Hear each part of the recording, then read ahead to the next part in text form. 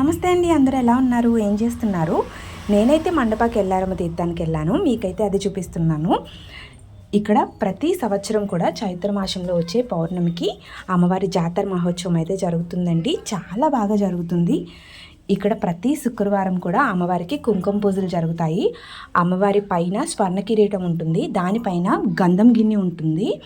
దానిలో గన్నేరు పువ్వులు ఉంటాయి కదండి, వాటితో అయితే స్పెషల్గా అమ్మవారికి చాలా ఇష్టమంట. వాటితో అయితే పూజ జరుగుతూ ఉంటుంది. అమ్మవారి దండకం చదివి, మన గోత్రనామాలు చదివి ఆ పువ్వులు అయితే పెడుతూ ఉంటారు. మన మనస్సులో మంచి కోరికలు కోరుకుంటూ ఉంటే ఆ పువ్వులు అనేవి రాలుతూ ఉంటాయంటండి.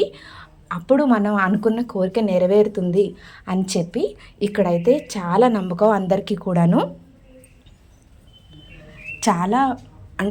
చాలామంది భక్తులు శుక్రవారం అమ్మవారిని దర్శనం చేసుకోవడానికి అయితే వస్తారు. అమ్మవారు అయితే చతుర్భుజాలతో అయితే మనకి ఇక్కడ కనిపిస్తారు. కుడివైపు చేతిలో ఖడ్గము, డమరుకము, ఎడం వైపు చేతిలో త్రిశూలము, పాయసన్నం గిన్నెతో అయితే అమ్మవారి దర్శనం అయితే మనం చేసుకోవచ్చు. చాలా నమ్మకం అండి ఇక్కడ భక్తులకి. ఇక్కడ గ్రామదేవత కూడాను అమ్మవారి జాతర మహోత్సవంలో నైట్లో జరిగే ఈ బాణసంచా కాల్పుకైతే చాలా ప్రత్యేకత అయితే ఉంది.